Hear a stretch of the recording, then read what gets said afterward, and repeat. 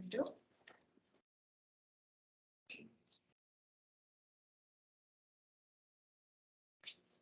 Okay. Good evening, everybody. Please be aware if you are attending this meeting, our meetings are recorded for future viewing, and we are privileged to gather on the traditional territory of the Kwakwaka'wakw. We'll call the meeting to order, and under adoption of agenda, could we add under item 10B, day of mourning? And are there any other additional amendments to the agenda? Seeing none, then can I have a motion, please, to accept the agenda as amended? Moved. Seconded by? Second. Okay, all those in favor? Opposed? Carried. Okay, there are no petitions and delegations today, but under item 4A, adoption of minutes, adoption for the April 12th, 2022 special council meeting. Seconded. Are there any changes? Good. All those in favor? Opposed? It's carried. Item 4B, April 12th, 2022 regular council meeting minutes. I just had one question. Go ahead, Councillor Baird. 131/2022. The motion reads that council support the request from the regional district. Were we supporting it in principle? Or were we just supporting it? It has the same meaning. Does it? Yeah. Okay, then all good. I have a comment regarding Gatehouse Theatre. Mhm. Just in speaking at our tourism meeting last week, it was brought to our attention that last year's event that was held in the park, the music festival that was held there, actually, because the end time didn't end at the time it was supposed to have, it did result in a couple of the hoteliers having to issue refunds to very disgruntled employees. So I want to put it out there that that would be something that we be mindful of in terms of that the cutoff time is the cutoff time and that it is strictly enforced. So just for clarification, you said the employees are disgruntled. I think you meant people staying in the hotel. The guests, sorry, I mean the guests. The guests were, yeah. We'll bring that to the attention of the organizers. I believe that the closing date is later this year than the proposed earlier one. It's 10:30 and before it was 10. So, yeah, so that might even be something we should revisit. Because I think the bylaw is 10. So the question is, if it's after 10:30, what do we do? Is the question. You told them they have till 10:30, so really, it's a question for bylaw enforcement. Just to be aware. Okay, motion then to adopt the regular agenda meeting, council meeting minutes. Moved. Seconded. Okay, all those in favor? Opposed? It's carried. Okay, moving to item 7A, we've got staff report for March finance check listing, March 2022. May proceed. Seconder. Okay, questions? I have a question. Okay. Page 17, 167, 5 out of 6 of the check listing. Tucked in the visa column at the bottom, 5 down, DT glasses, fire chief glasses replaced, $700. Just wonder if we can get back to us on that. Or, I can't get back to you. okay, sure. If you're ready to speak to it, what comes into my mind is, you know, maybe he needs to be on the benefit plan. or Yeah, something. no, so I can speak to it.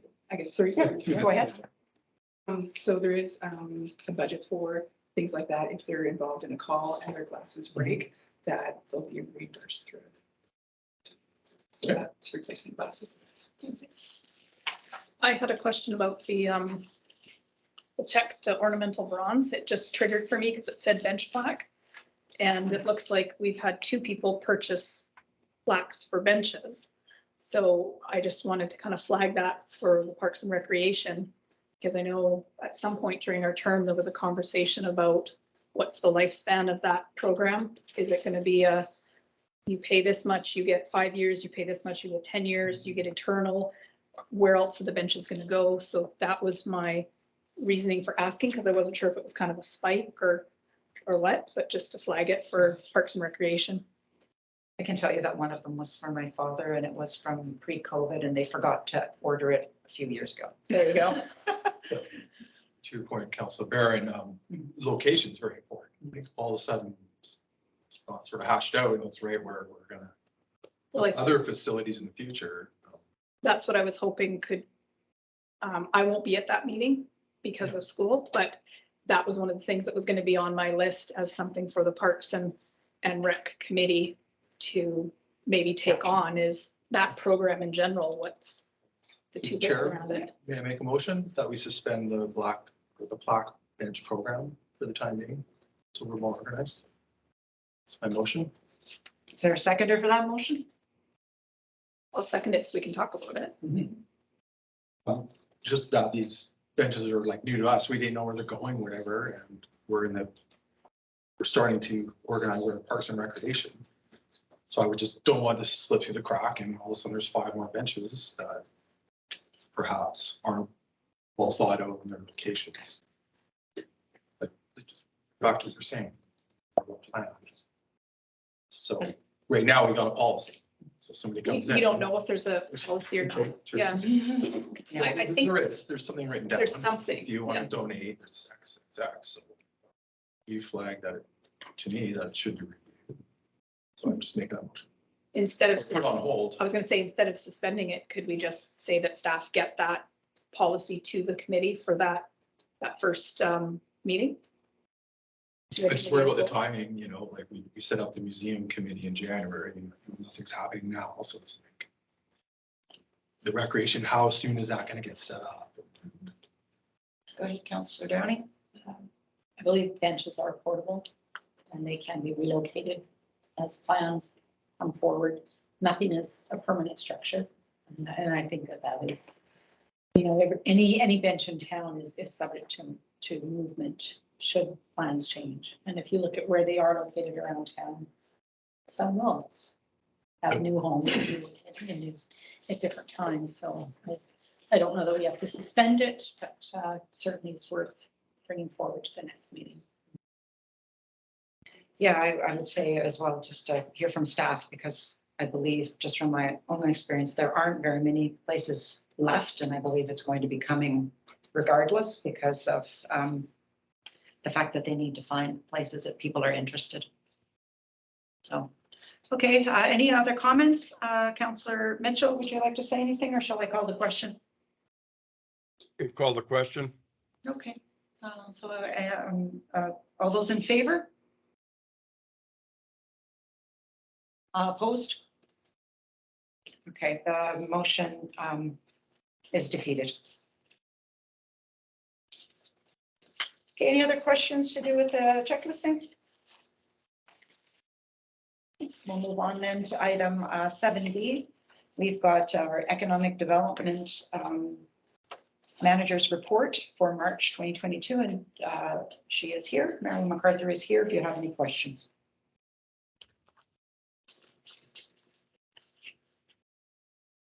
I guess, if I may, I'm Go ahead. wondering if we're getting close to something actionable on the economic development front.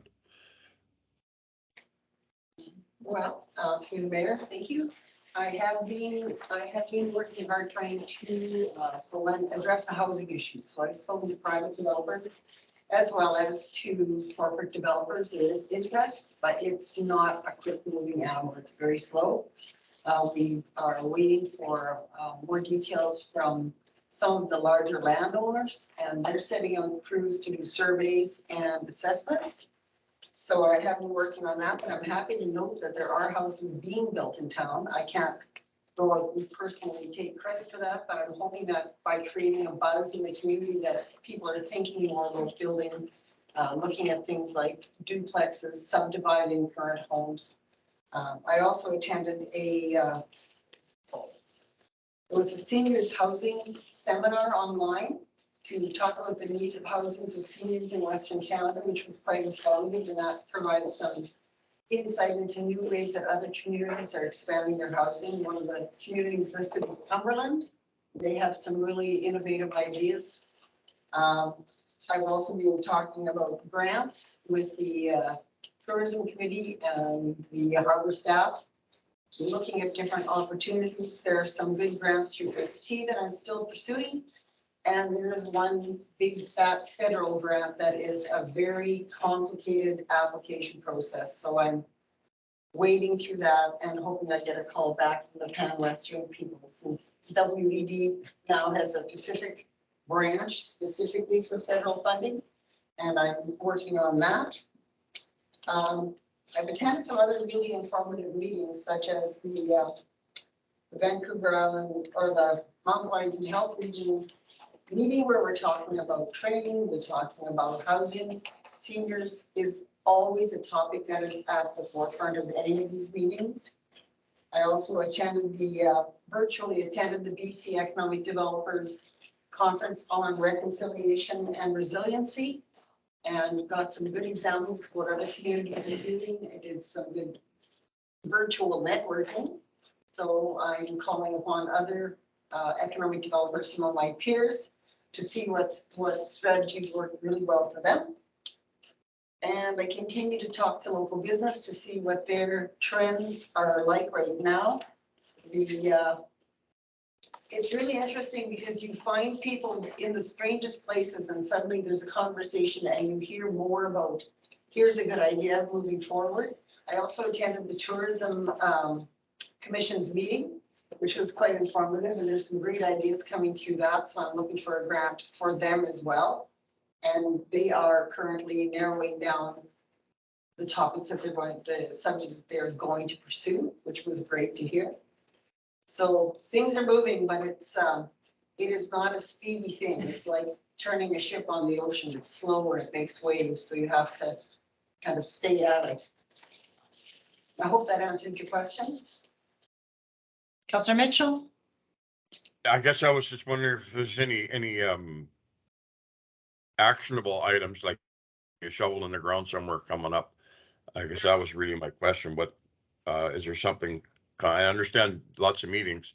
I'm just wondering if anything's coming of it in terms of There's a couple activity. businesses that are going to be opening up, Councillor, which is quite exciting, but I'm not at liberty to give the information because it's all confidential at this point. Okay. Yeah. Thank you. You're welcome. Any other questions? Thank you, Mayor Wisham. Perhaps just a bit of housekeeping on page 26, 167(8) of 9 of the report under Recreation Committee. Halfway through, develop and maintain the existing ice arena. So that's not really our responsibility. I would like to see that removed. I don't know if I need a motion for that. We definitely collect taxes on behalf of the regional district that will forward to the ice arena. But thankfully, we're not in charge of the arena, and I really appreciate it. I think they do an awesome job. Couple more items on the page 19 of 167, your report under housing. The second bulletin, you say, I wish to explore whether council wants to look at Firewood Hill property. If so, I will create a plan strategy for the next council meeting. So my gut reaction is just we're maybe a little too soon for next council meeting. I think we're meeting with, if fair to say, with Mosaic, another significant property owner in town, as a council. So to me, I would sort of like to see what comes out of that. And we also have the question of development cost charges to sort of decide, are we going to do that or not? And if so, what would they look like? And I believe we have a motion requesting more information on that. So I would like to see that come through first. And just the only other item again, or two actually, with regards to housing, have you explored or like off reserve housing, some sort of partnership with our local First Nations? Or Yeah, through the mayor. I actually had a meeting with one of the economic development people from the Namgis, and they're looking at a couple of different projects. They haven't specifically identified what they are, but it could even involve something like turning a hotel into housing. That's one of the types of projects, or purchasing land and building housing. I was also at the the career fair in Port Hardy this Saturday and talk to some of the Rosalind Aqueduct, I think it's KEDC, their construction company. They are doing some amazing innovating things. So I did get to talk to them and get their business cards, and we're going to have further discussions because they are looking at building housing. Because they have band members, both of those reserves have band members that live in Port McNeil. So they're thinking, well, it may be an opportunity to build housing for elders or for young families. So it's, the discussions are underway.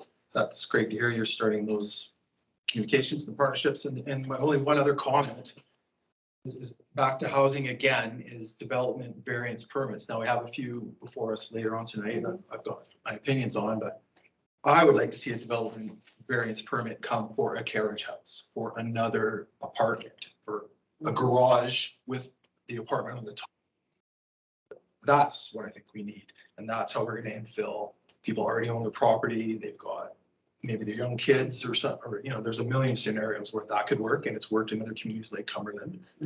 And it's fine and dandy just for our OCP to just have that one, you know, little thing in there, but to make people aware this is an option, I think would be really valuable. No comment, thanks. Councillor Downey, you had a question?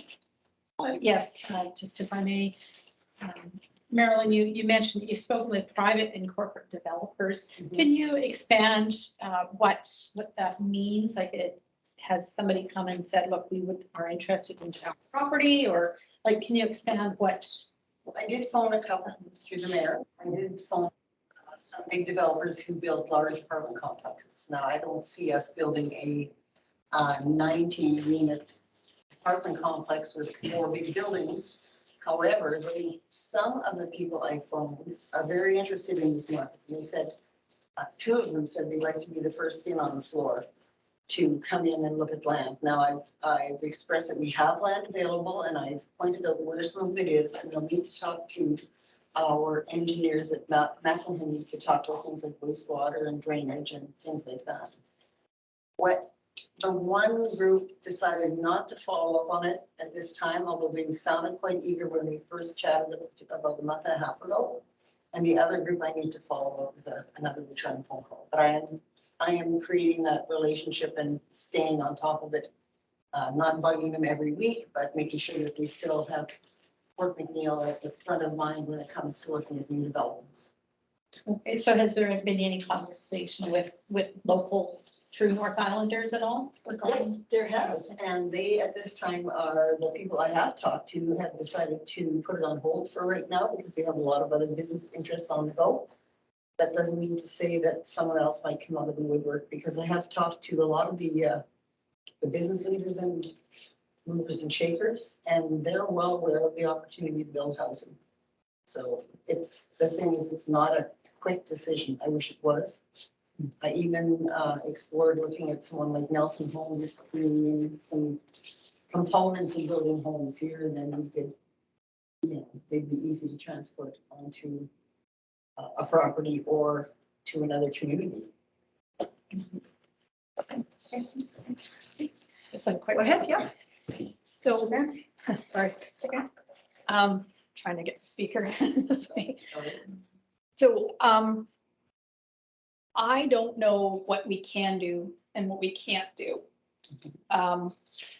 My thought or my hope was that we would be able to be presented with information. My Facebook suggested things for me, and it suggested Prince Rupert. And Prince Rupert has a bunch of land that they own that they're now selling for lots for housing.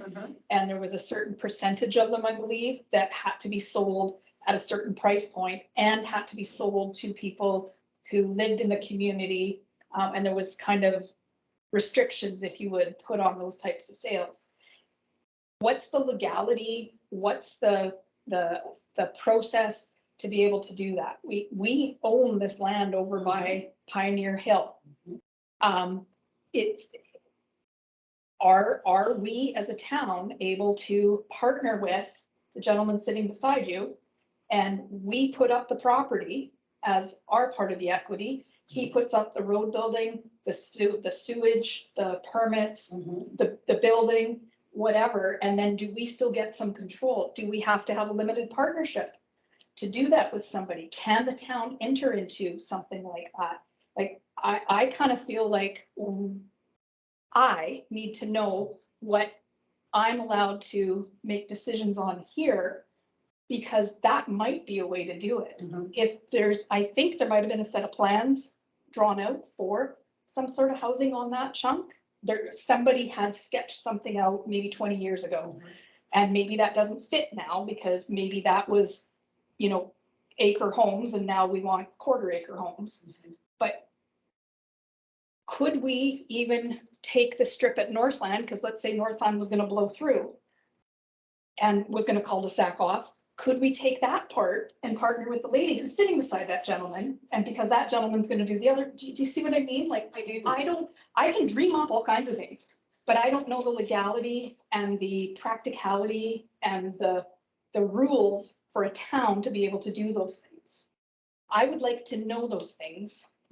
I'm not to send you down a rabbit hole, but those are the types of things that I think we have to know at this table before we can start making some decisions. I mean, I've had people come up to me, cash is in my pocket, Anne-Marie, giddy up, let's go. I want my rancher over there. Well, how do we get that going? How do we get there? Like Ryan said, how do we get shovels in the ground? I believe that years ago, there was a sign saying lots for sale. And I know in other communities I've lived, they've advertised lots, they've run services in, they've laid curbs down.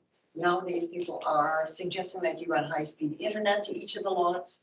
You advertise it, you put signage up, you set a price, you work with a real estate company, and you sell the lots. And I'd love to see that happen. That could be an option, but what's our other option? Our other option would be to sit on it forever, I guess. Well, no, we But could. we don't want to be, that's a town. I guess council needs to decide, does the town want to become real estate agents? And do the selling, do all of that? Or do you want to work with a real estate company? And say, look, ideally, we have 19 acres. Ideally, we have this drainage ditch that's in there. When Julian and I have chatted about this, I said, make the drainage ditch into a feature. Make a footbridge across it. Put some green space and walking areas in it.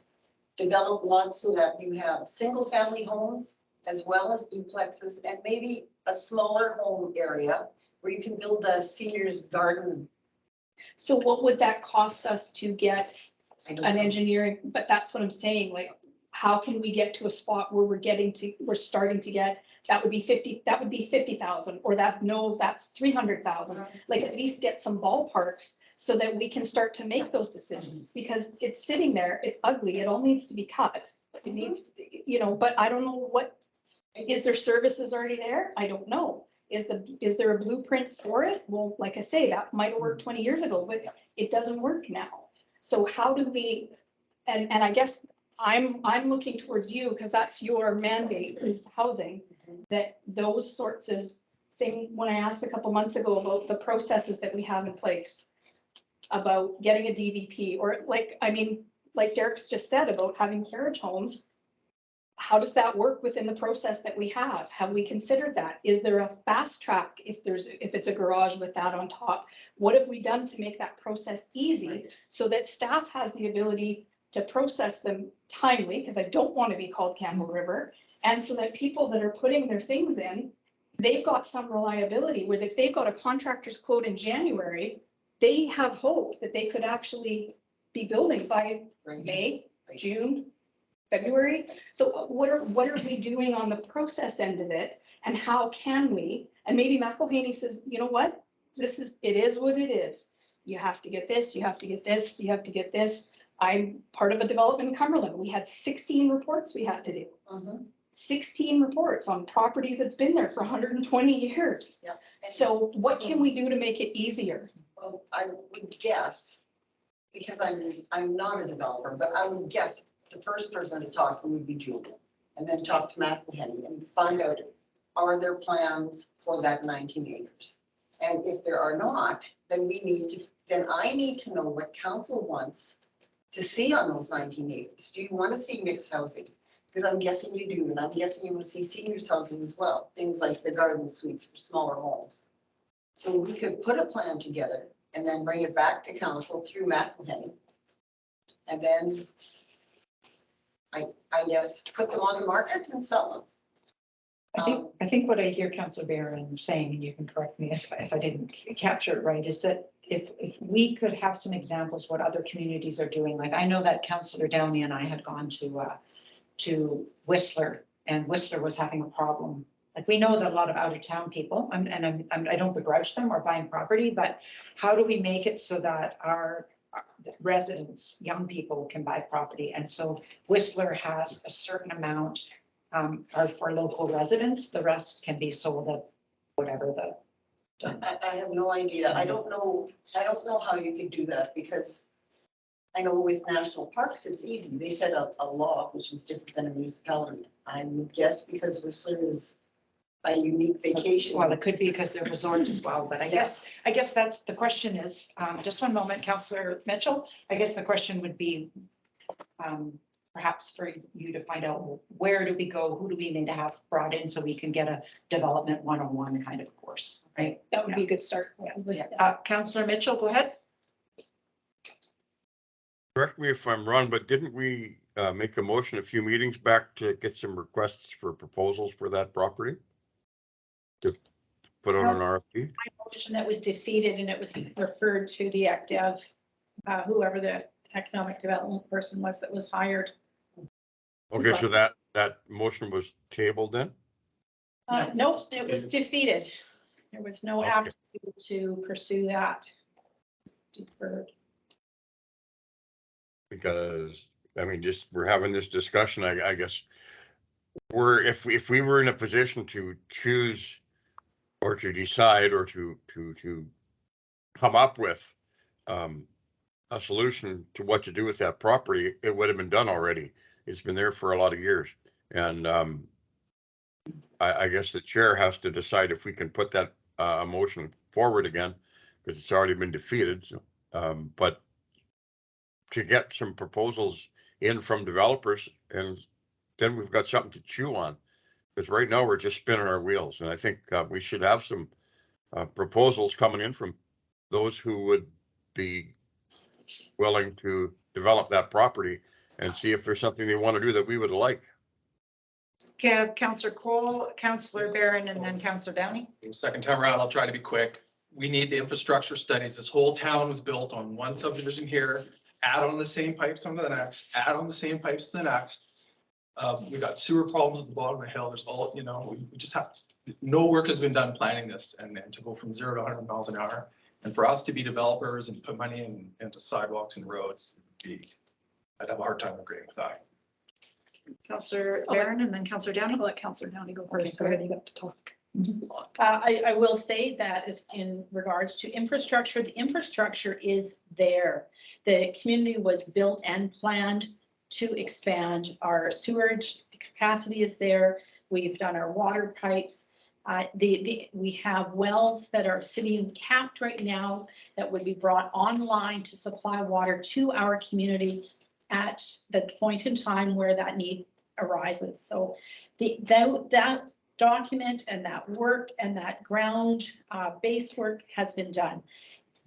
If what we're asking for, it sounds like is a report or a summation of those details so that Councillor Cole can have confidence that we indeed can lay out a subdivision regardless of which land we choose here. We own 3 chunks that are certainly capable of supporting and expanding accommodations and residence for our communities. So I personally would like to see the infrastructure reports pulled forward. I would like to see the blueprints for the subdivision just up here off of between Pioneer and it's gone, the Campbell Way, the extension of Northland. That was laid out, that's been laid out a couple of times, and that was the direction of council was given, and I believe Motherwell was our engineer at the time. There are blueprints for that. There are also, if just we want to just review it for our own interest, blueprints that were laid out for the land that is zoned CD1 as well. And I think it's worth having a discussion as to what should happen adjacent to the hospital lands. We have those there. We have seniors looking for houses. You can drive around this whole town and just, there's multiple homes that are being lived in by one and two-person families. And they are looking for smaller accommodations.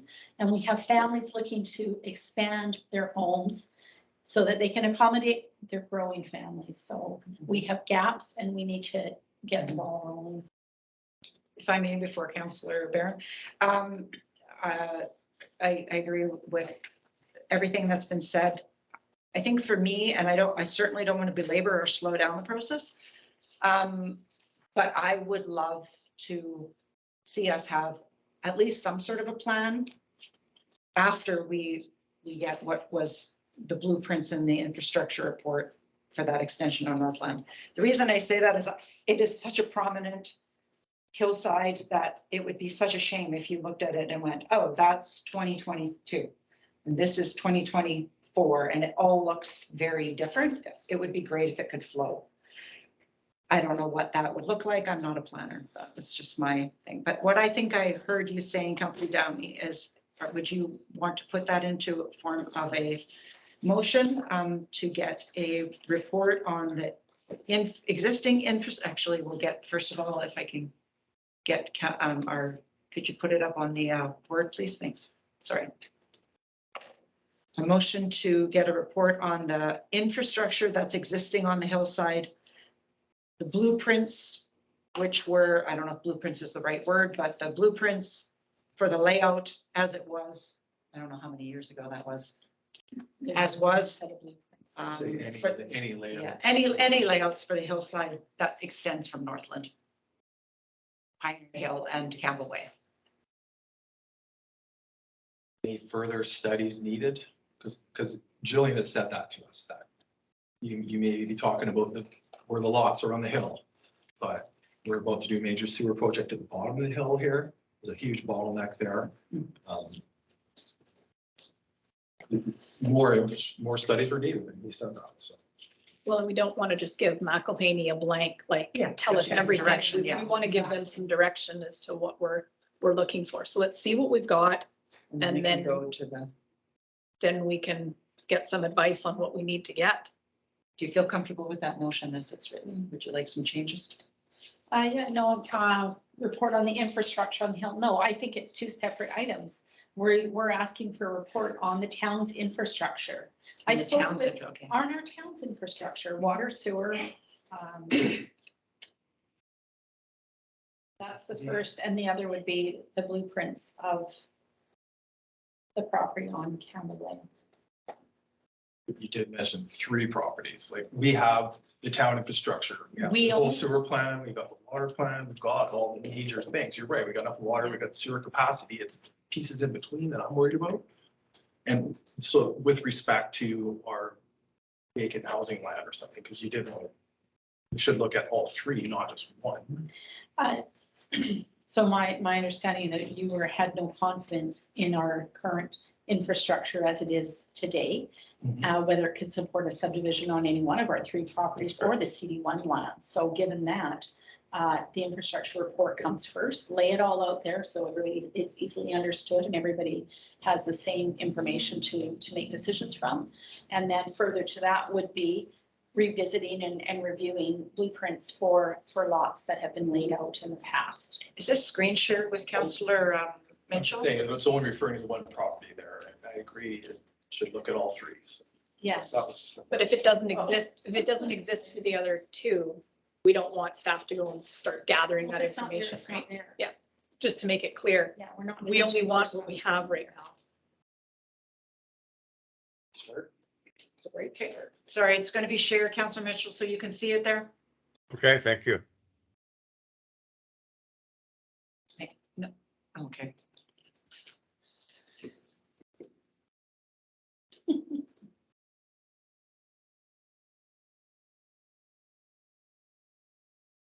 I would Okay. add the word existing blueprints in there. We don't want anything new made up, right? Okay, And any existing blueprints or layouts.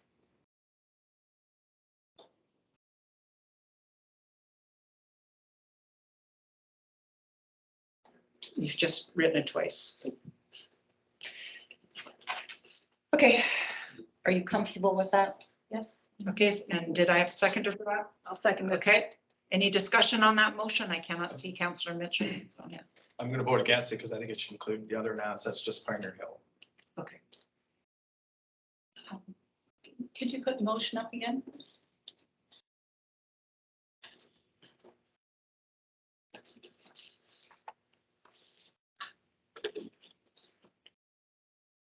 Yeah, I think that can stand as it is, and feel free to make a second motion, coaching for others. all right, I'll call the question. All those in favor? Opposed? Okay, the motion is carried. Did you have a further motion to make? No.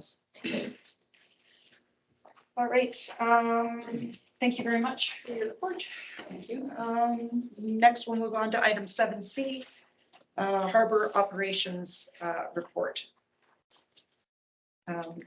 Rebecca is ill this evening and not here, but any questions can be forwarded to her for a follow-up.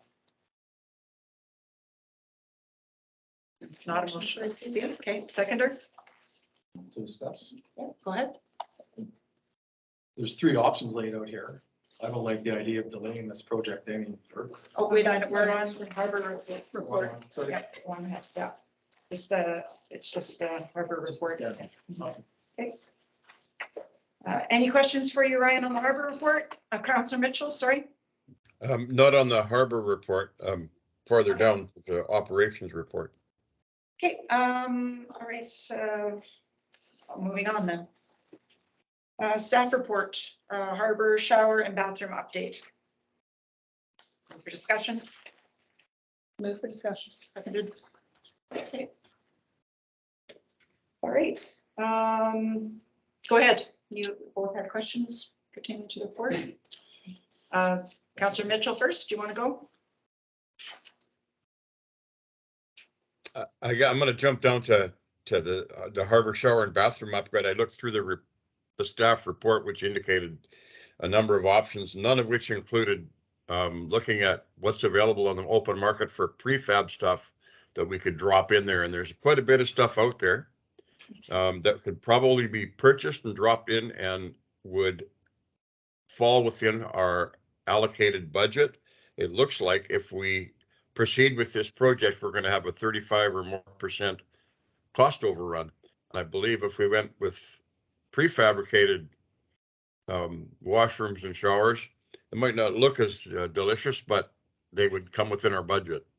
And they are available. I know that somebody recently in our area bought some through a Ritchie's Brothers auction, and they did very well. And I think we could probably research that and just get out there and say, let's do it within our budget.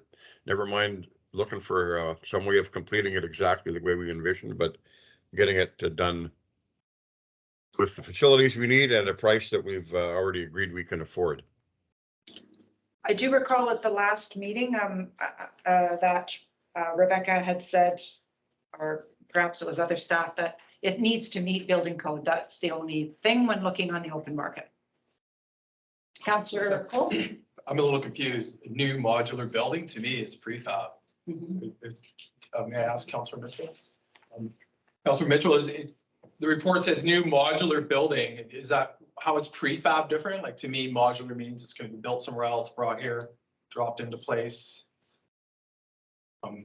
I guess these are already existing, and I just know that if we don't do the research, we're not going to discover what's out there. If we go with a preconceived idea, if we're going to follow the route that we're on, then we're going to be over budget. That's what I get from the staff report. And I'm not really keen on delaying it, nor am I keen on spending an extra 30% or 40%. I'm keen on getting good value for taxpayer dollars. I'll just ask staff, do you know any details to our CFO, Brenda, on that particular? Right, okay, that's fine. Yeah, that's. I just was Can we asking. table this report to the next meeting, and hopefully we'll have either Julian or Rebecca, or you have an opportunity to speak with one of the two of them? Because I think I know what Councillor Mitchell's speaking of, and it was actually Jerry Little from the arena that showed us those little So maybe what Rebecca's looking at is like a portable, and what Jerry had suggested to us were like outhouses, like little Mhm. buildings, right? Maybe that's the difference. And Rebecca's thinking bigger, and like Ryan's saying, let's get something in there that's gonna work for the Yeah, budget. Maybe they could be moved somewhere else. And in then, the future. exactly. I would like to see sort of, yeah, what, like a design or something, Yeah. maybe a follow-up to this, just what is envisioned there. So move to table then? And that's what she was saying. Yeah. Okay, so seconder for that, all in favor? Okay, it'll be tabled till the next meeting then. Okay. All right, 7E. We have a staff report from Visitor Experience Operations, and our manager of Visitor Experience is here as well if you have any questions.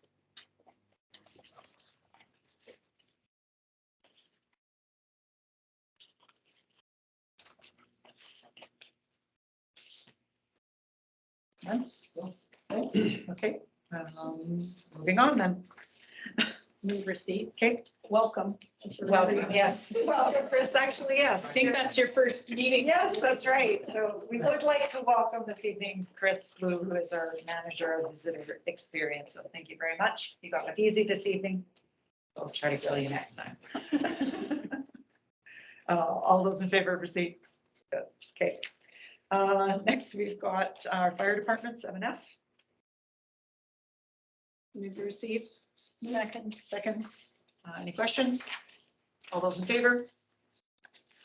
Opposed, carried. Okay, 7G.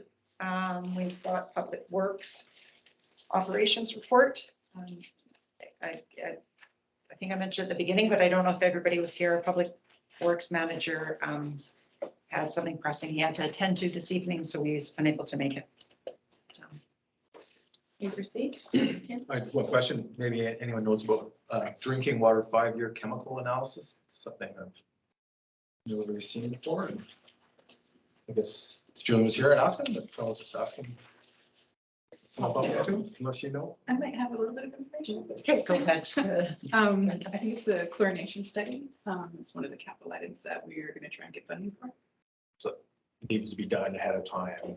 I have Full all, reports. yeah, some of those details, but yeah, it's an upcoming. All those in favor of receipt? Opposed? Carried. 7H, we have our resolution update from January to April. There was one resolution that we corrected at a meeting that just hasn't transferred over to here. So I just like that cleaned up. Which We number could is that? please, I'm just looking for the Oh, number. okay. I dog-eared it, but. Number 75. And then 121-2022.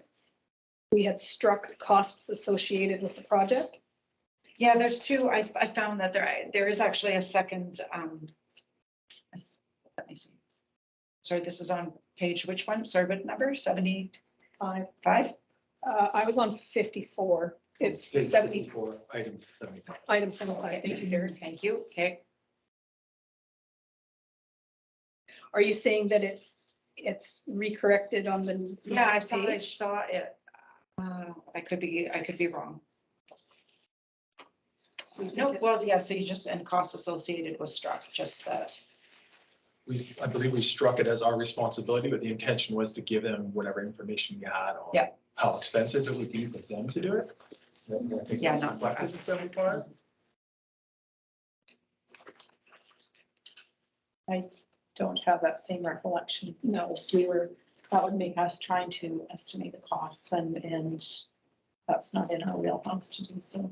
We were just to send a letter that said that there was concerns from the fire chief about getting the trucks in and out, and that an alternate way of servicing their properties needed to be considered, and put the ball in their court and see what they came back with. Mhm. I just didn't see it recorrected as another item number.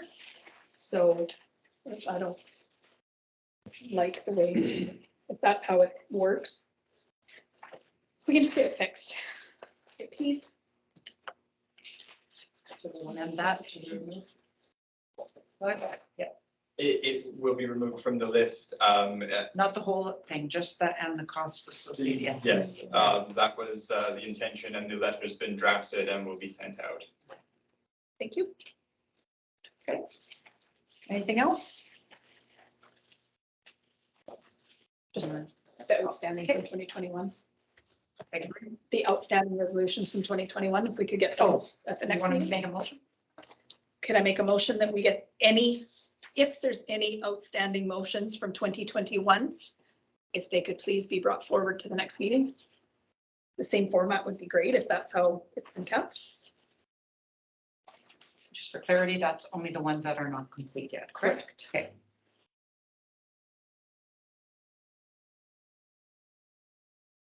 While Connor's bringing that up on the screen, could I have a seconder for that motion, please? Okay.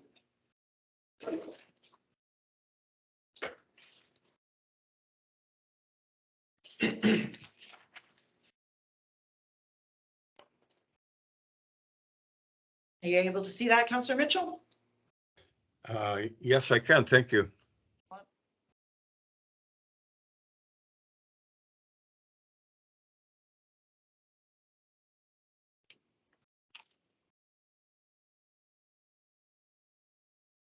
Okay.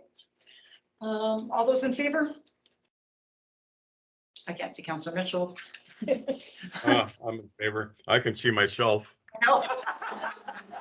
That's okay. It's the screen sharing isn't quite working like it does on Zoom. Sorry, all those in favor? Opposed? Sorry, I always have to wait for the delay. It's carried. Moving on then. Next we have item 7I is a temporary use permit application. So this is before us for information. If you go to page 62, we are actually on step 3, which is staff review and council notification. So we can bring this to the advisory planning committee. That is one motion that we could make. What's your pleasure with this, council?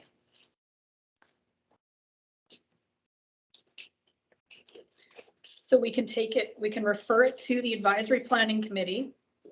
And then it would go on to the next steps so that when it gets down to the staff report to council, the staff report would include any comments from the advisory planning, any comments from the notice to owners and tenants, and any feedback from the newspaper, so that our next report would have all that information in it for us to consider.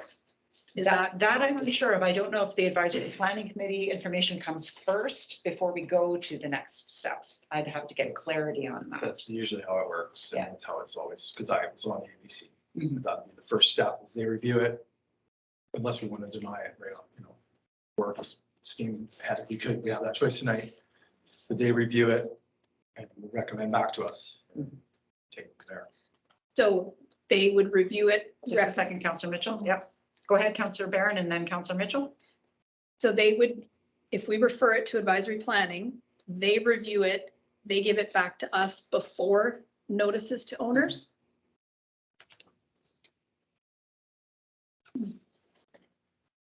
I can get clarity on that, but that's historically how it was done. I'm not sure if. I just- Yeah. It's a new, it's a whole new, Matrix. it's a whole new thing for us. So I'm just trying to understand the process tree that's been given to us. So Councillor Mitchell? There's just to bring us into some perspective, this is a very time sensitive issue. We're coming up to May the 1st. These folks will want to be in operation on June the 1st. And so we're talking just over a month. And if we refer this and don't discuss it tonight and make a decision on it, we're not leaving them any time to make alternative plans if we don't approve it. And I don't want to be boxed into that corner as a councillor, and I feel like I already am, because this is coming at us with a deadline that's almost impossible to meet unless we simply rubber stamp it. And I'm not personally am prepared to do that. But I think we need to deal with it. We can refer it. If we refer it, that means we're declining to approve it because it'll never get approved. Sorry, So you skipped there. If we refer it, what was that you said after that? if we refer it, that's the same as declining to approve it, because there's no possible way that it's going to be approved by June the 1st, and that's when they want to start. That's what it says in their proposal. If you go a bit farther down the report, it says 35 confirmed days for the business to date dates of operation June 1 to September 1. So that means June 1, they want to be up and rolling, and they want to be able to notify their 35 plus confirmed dates that they're able to accommodate them. And I hope we've all had some time to consider turning this piece of property into a commercial endeavor. And if that's what we're wanting to do, we need to make that decision. According to them, they've given us the deadline with this application. Councillor Downey? I'd like to motion that we would go straight to the next step, which would be send out notices to the owners and tenants. I do believe that time is of the essence, and we need feedback from those who are or will be affected. Oh, it says notices to owners. Yeah, other owners, that's other. Is it Yeah, to I other think it's property property owners? owners, yes, Yeah, yeah. others. So I just want, Yeah. my intention is that the notices go to the adjacent and Yeah, it's owners Property and owners. tenants if they're renting, yeah. It would also go in the paper, would it not? Newspaper notice. So both of those steps at General the same public. time. I'd like us to go straight there and see what transpires. A seconder for that motion? I'll second it. Okay. Discussion on that motion? Councillor Cole? Can we see the motion too? Sure. So the application, the letter would go out to the neighbors and then the public with this proposal, which is for a 3-year deal, I think. It can be up to 3 years for a temporary So- use. I really, this because we had, legitimate earnest people coming to us about Airbnbs. And we fluffed them to the side. We got every opportunity to address it during the OCP, during the zoning. Like, we're done with that draft. And we did it because it was a difficult issue and it's, and so where does that leave all those people that want to do a business? And then these folks, which I don't know, and I'm sure are fine folks, just plow ahead with and apply for an application at the last minute. And the only really way I can have a little compassion right here is to say like this season, until we get our stuff in a row, a 6-month permit. And then we can, because what's going to happen is it's going to go in the paper and then like people want to do Airbnbs. We're back in tourist business here. And we have this neither follows the bed and breakfast. They could tweak it a bit and send them out to dinner and have breakfast in the morning in town. Like it could be tweaked, but it's neither a bed and breakfast and we're not allowed Airbnbs. And it might as well be downtown. They're trying to treat it like a hotel. And furthermore, we quote the OCP in here saying it fits in the temporary use permits. It doesn't check all the A, B, C, and D. Plans for mitigating potential harmful impacts on the environment, adjacent lands, and the local community. There's nothing in here that addresses that. It says the permit's all in place. We still prove that. D, a plan for rehabilitation of the site once it's done. That's probably not relevant, but it's not addressed. We've got the detailed description, which I really appreciate, the honesty of how they plan to use the property, but there could be definitely parking impacts. Are they getting fish, and throwing them on the beach? Is there environmental impacts that I'm unaware of? So yeah, I see some gaps and the only sort of way forward I see is because we got a gun to our head, it's just do a temporary thing and see how our community reacts to that, but not a 3 years. Can't support that. Before Councillor Downey speaks, I will say that there wasn't the opportunity for them to come for temporary use permit until our OCP was approved. So And they were aware of that, yeah, still the website's out Yep, there, still fair there, enough, they bumped all this stuff. And it's hardly fair to other people who are waiting for us to get our ducks in a row on this very important topic. Councillor Downey? In reading through the proposal, it states the owners will be on site at all times. And you bring up a very good point regarding bed and breakfast. They very well could have just applied for a bed and breakfast license and called their guests bed and breakfast guests, but they happen to be taken out on fishing charters after. So there is a way they could work around it if they wanted. They've asked for a temporary use permit. It's semantics. They're calling themselves Island North Shore Lodge. It could be the Island North Shore B&B and fishing charters. We have fishing charters that operate out of homes along Beach Drive and many other community homes within our community already, and we don't disparage them or think anything of it. So I don't have a problem with this. My concern is what would a fishing lodge look like as it was portrayed, and that's why as a temporary use permit, I think it gives us the opportunity to see what that looks like. And as I said, I mean, they could just be operating a bed and breakfast. They could get a license to operate a bed and breakfast all summer long, and they wouldn't be offside, and they would still meet the objectives that they're looking for. So why not just do that? And follow the rules like the rest of the town, right? A temporary use permit is it's not breaking a rule. Any other comments before I call the question? Councillor Mitchell?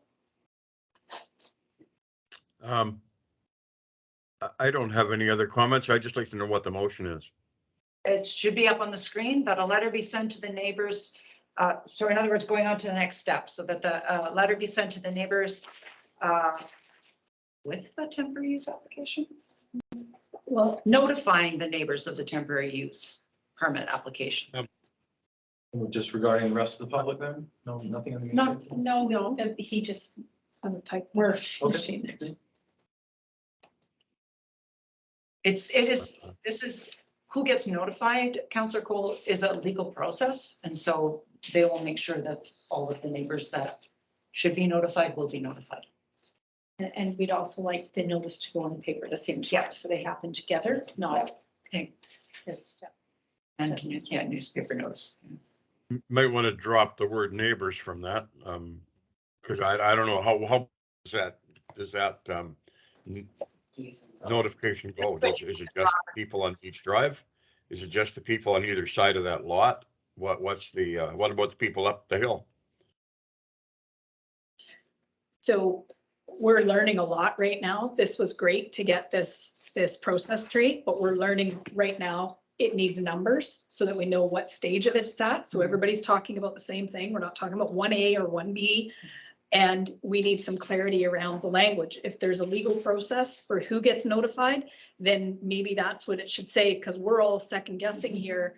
And I'm pretty sure it'd be like the same, or bylaws, it's within X amount of feet of the subject property. then Those guidelines are there, but you're right. continual improvement. If we could get this tree a little bit more refined, that would be great. So for staff to take that back for feedback, please. To McElhaney. And why would we not try to refer it to the advisory planning commission? If it could At the get same in time? at in a decent time. Report's not there, it's not there, but if it's there, might. I mean, I don't have a send it to all three at the same time. My concern is that we send it one direction, then another, and then a third, and this drags on in September. So Does the APC have regular meetings, or do they just meet when there's yeah, something to there's meet about? when there's something to meet about. So they was- Do they have an active committee? Yeah, they do. So we can make a second motion after this, okay? So are you comfortable with this? Or I've now forgotten who's made the motion. These are down. Yes, thank you.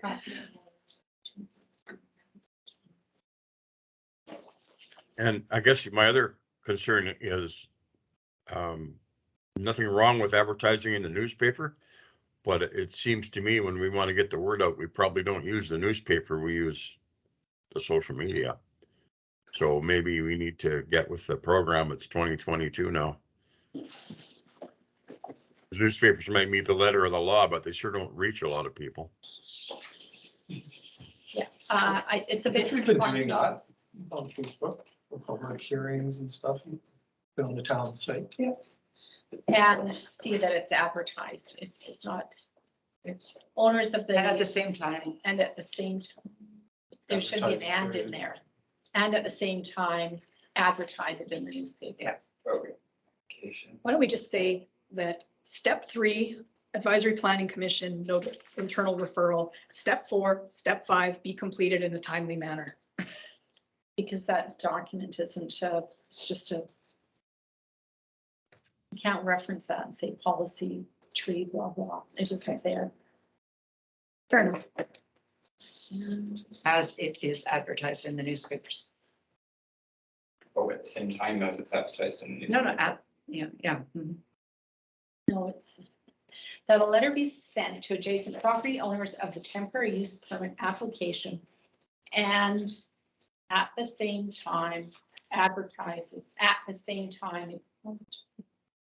And advertise it in the newspapers.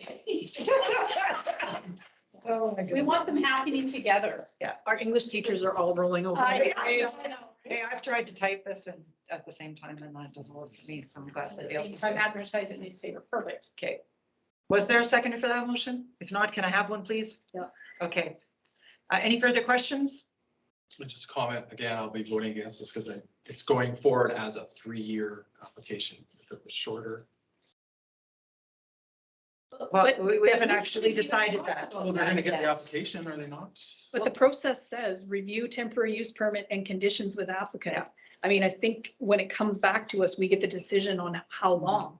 And like you say, if we only grant it for 6 months and there's only one chance to renew it, it's not going to be a 6-year process.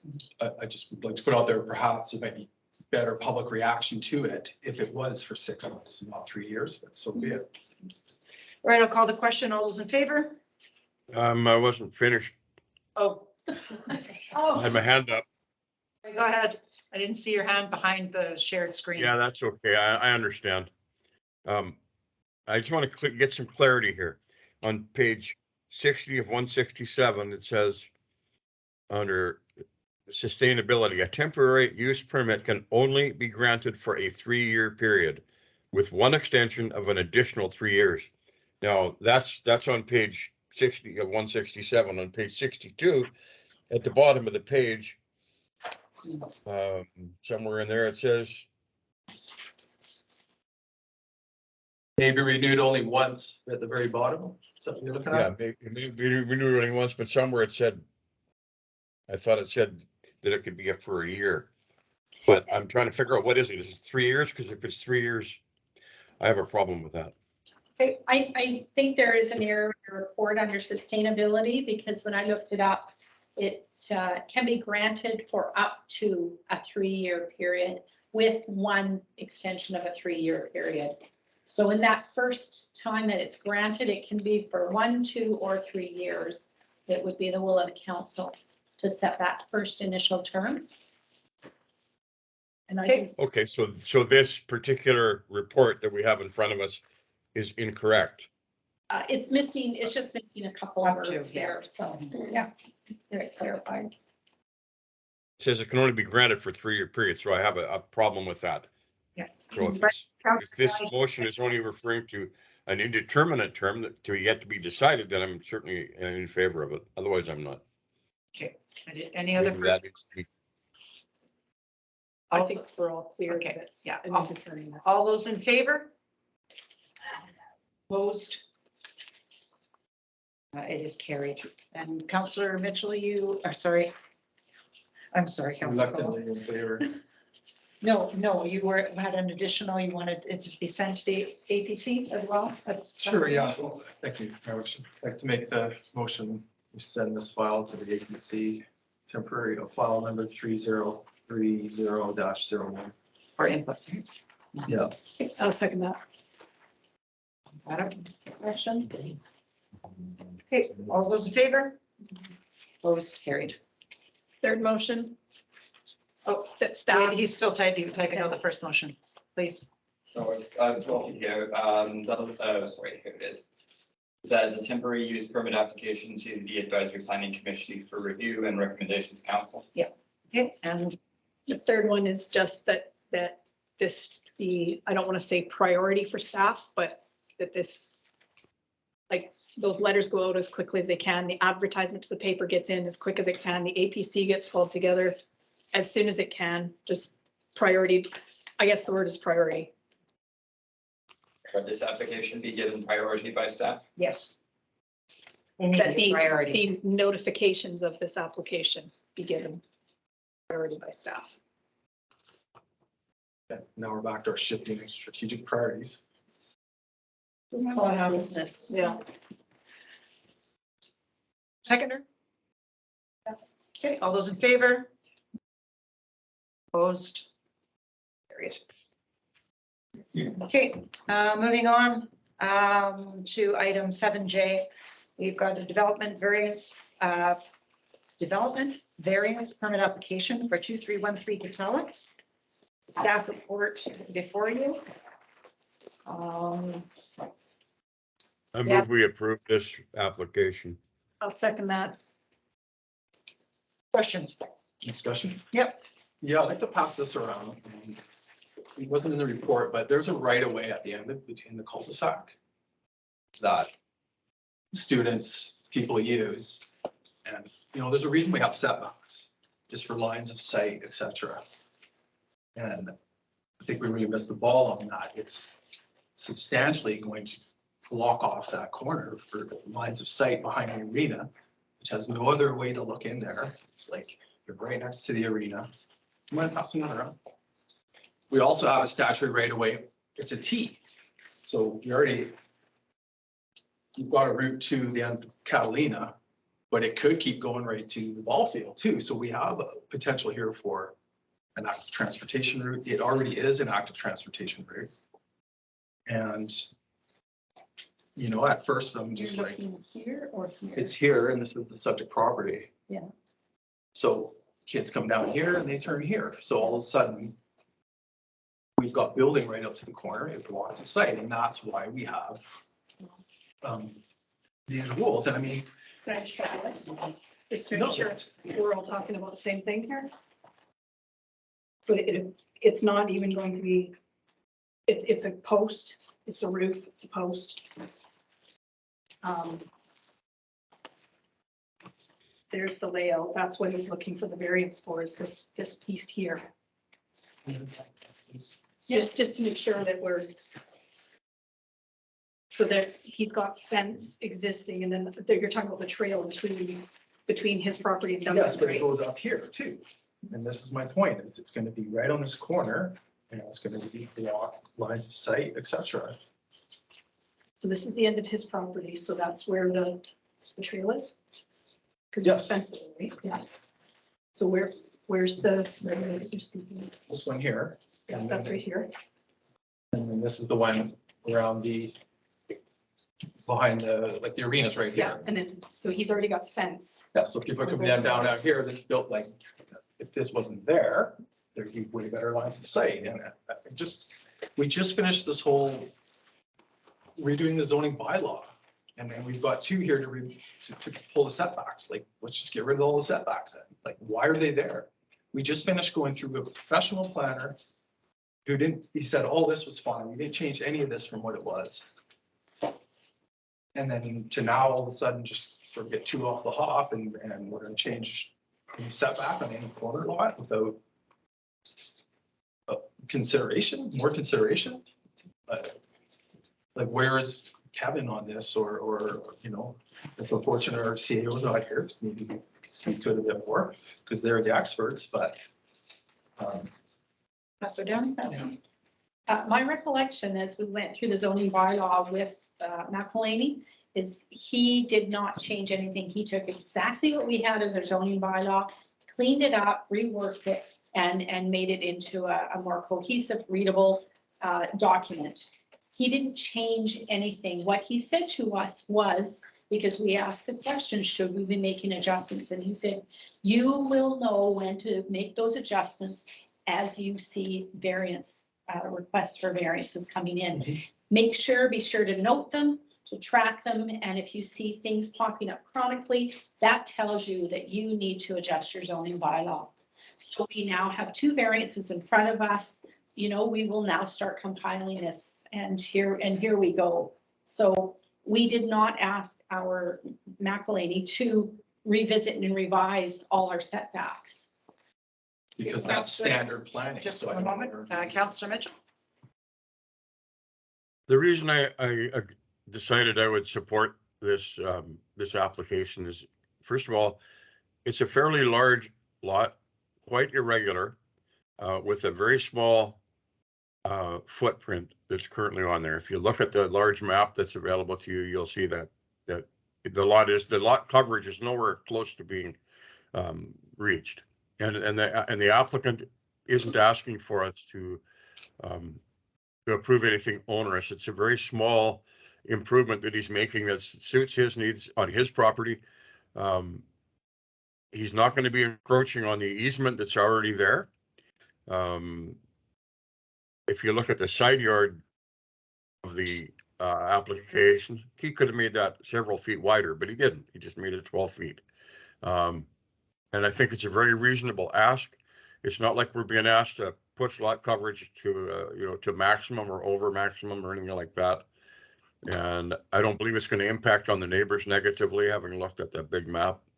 And I think our job is to not just enforce rules, but to make sure that we meet the needs of our community. And I think this is going to meet his needs for his home, for having a place to park a car and kids to store their bikes perhaps. And it's not even closed in, it's a carport. So it's going to be wide open. So I'm totally in favor of, let's give this gentleman what he needs on his property, this family, what they need on their property. The one thing I like about the development variance permit process is it's very transparent. So it is on our agenda. We have a discussion openly. If somebody comes to one of us in the community and says, why did that happen? There wasn't a process before, and it kind of just scattered and happened when somebody decided to say yes, maybe, I don't know, and when somebody decided to say no. But this process here puts everything out, it's public, it's transparent. I, as a council member, can say, go to this date, see the discussion. This is the process. This is how it works. And this is why we reached our decision. So I'm comfortable with the development variance permit. Are we always going to approve everything? I don't know, but I'm comfortable with the process. Well, now that we've had a development variance, he now has to go and apply for a building permit, which means that what's going to get built is going to be built properly, not like some of the things we've had in the past that are a bit ramshackled. And so I think it gives us a bit of control, if you will, of the process by somebody coming forward and saying, this is what I want to do. Like Ryan says, it's Councillor Mitchell says, it seems reasonable. It's his use. It's an odd shaped lot. We have a lot of odd shaped lots that don't fit the standardization of the setbacks. And Cumberland is one too. They're doing their front setbacks to almost nothing, their back setbacks to almost nothing to accommodate the people's use of their homes. Okay, Can I get some clarification? Were letters sent? Like I'm looking at the bottom of 101. Communication. It says it requires us to pass a resolution to issue DDT, must give notice. As such, letters to the affected properties have been circulated, and then at this point, nothing came back. Like, Well- so letters came out. Can we? go ahead, staff letters. Sorry, as far as I understand, the letters have been sent out to the adjacent property owners. I think I sent them myself. They've had opportunity to comment. They were all notified that they could attend this meeting. That's the previous one, which is a different permit. We were approving, and then it goes to that process. So I was just kind of surprised that the letters would go ahead of time. Well, I think it's That's the because process. I think we took a resolution for that temporary use permit because we actually weren't, it was given to us for information and we decided to act on it. That's why this is different, Councillor. And for closing, what I would love to see is a development variance permit and like a suite on top of that garage, like that kind of stuff should be really prioritized, not necessarily just a nicer, bigger house. All right, all those in favor? Opposed? It carries. Next, we have item 7K. There's a second development for variance permit application for 524 Sunset Place. They're looking at expanding their home. If you look on page 118, you'll see the red which shows the expansion. Going from a setback of 7.6 to 5.16. And again, an odd shaped lot. I'd like to motion approval of this. I will second that. Discussion. It's an odd shaped lot. We have feedback from the neighbor who's directly there. I went and walked the property myself. Thank you for not slamming the door on the crazy person that showed up on your house on a Sunday afternoon. There's a very low fence between the two properties. So if another property owner moved in, a bigger fence could be built. You wouldn't see, and there was only one window, and I believe it was a laundry room. Yeah. That looks onto what the people are trying to do on Sunset Place. So I'm confident with it. Any other comments? Go ahead, Councillor Cole. Yeah, I just wonder why no letters, why not in this situation? That they did. They did. I received one. It's not very important. That's why I asked that.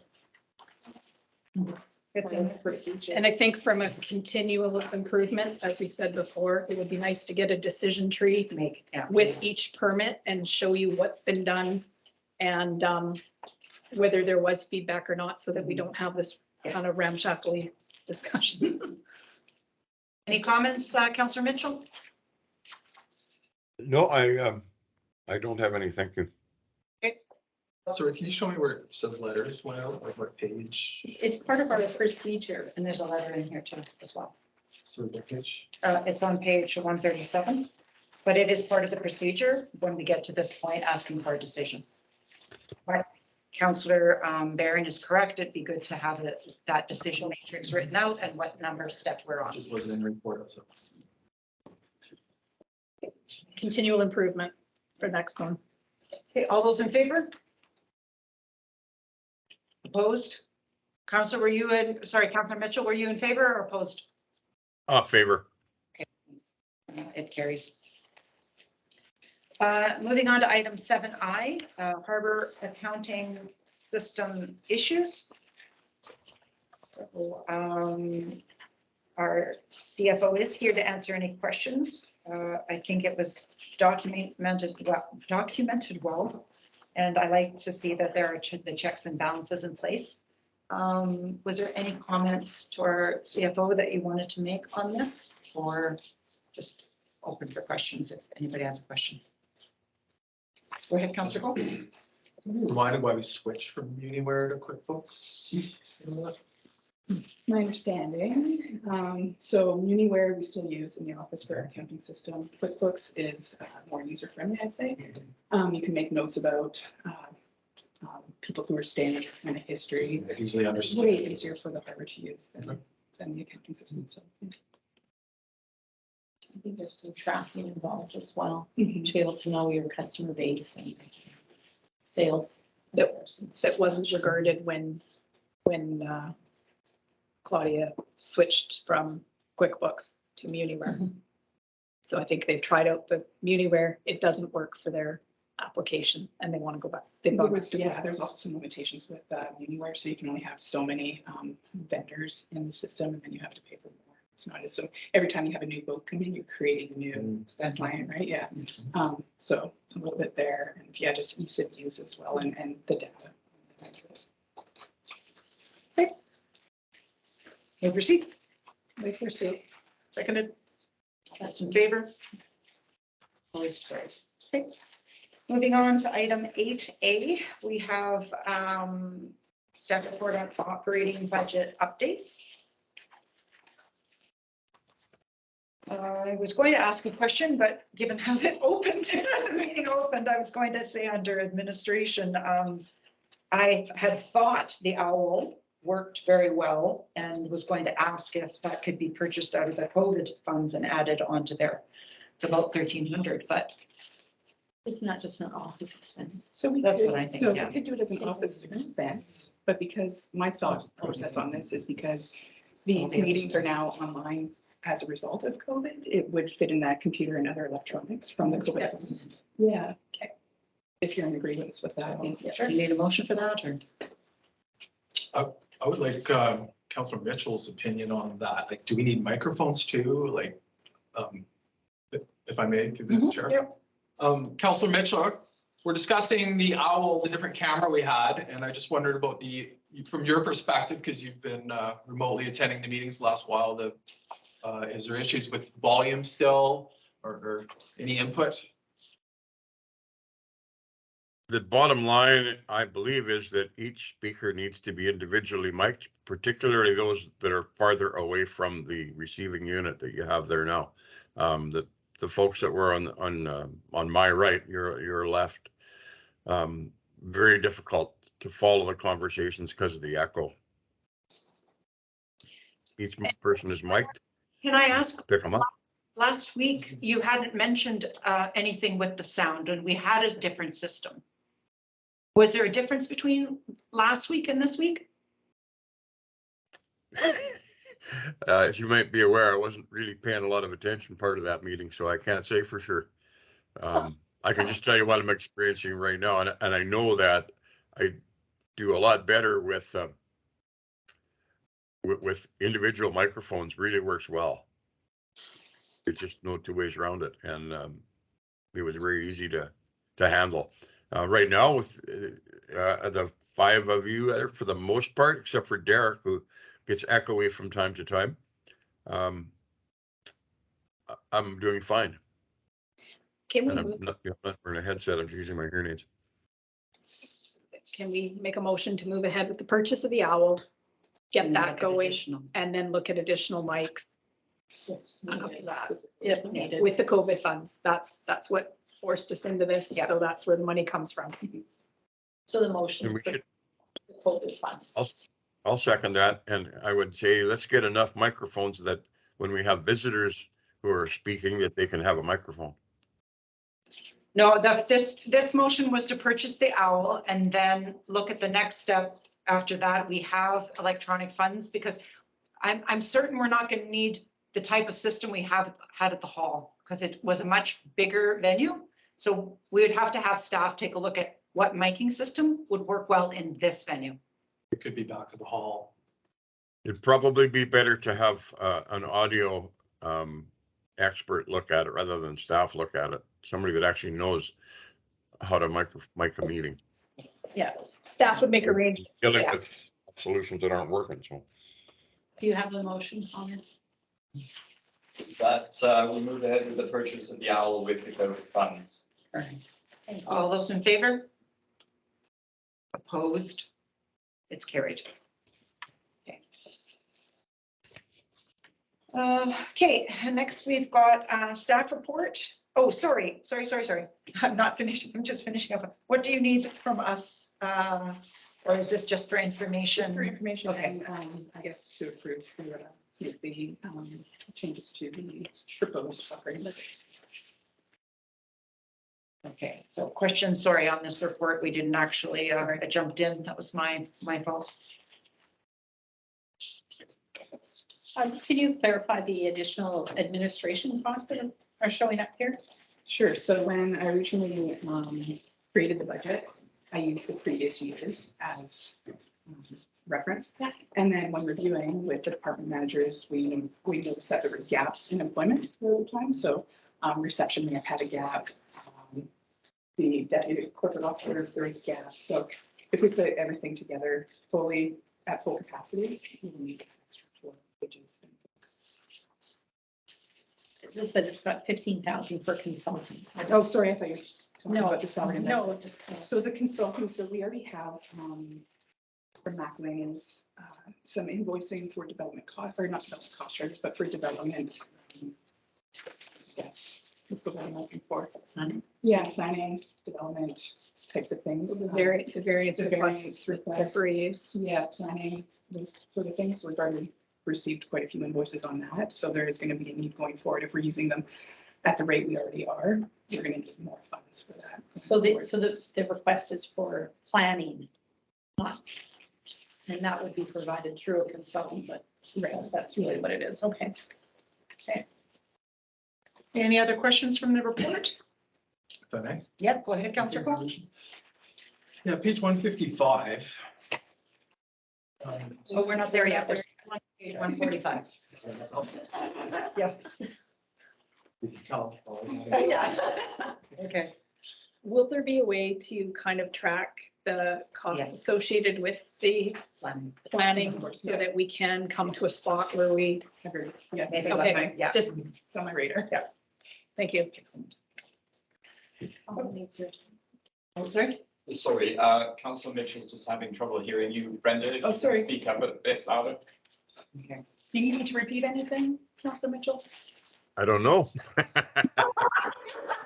So there's a question about the $15,000. Can you hear me well now? I can hear you. So there was a question regarding the $15,000 consulting. We've received invoices from McElhaney's for planning and development invoices already for, I guess, zoning permits, et cetera. So we've identified a need that will probably need more money for the rest of the year if we're going at the rate we are right now. And Councillor Barron asked the question about, is there tracking to see if we reach a certain threshold? And It's on my radar. so in other words, if planning receives a certain level of funding, we may want to look at having somebody planning in-house or whatever else. So Brenda is tracking those things for us so that she can alert us to when we get to a certain level. So what do you need from us right now? You need a motion to accept the operating budget updates per the report, please. The motion to accept the operating budget updates As presented. as presented.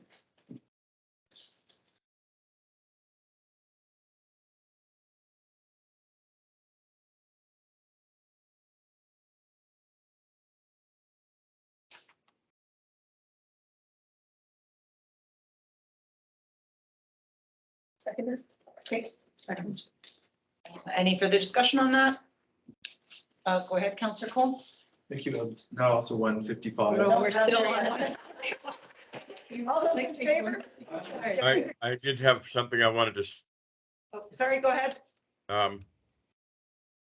the concern I have about approving another 100,000 for the operating budget is that we didn't actually review and reduce in any way the operating budget. We didn't review it with an eye to getting rid of superfluous things.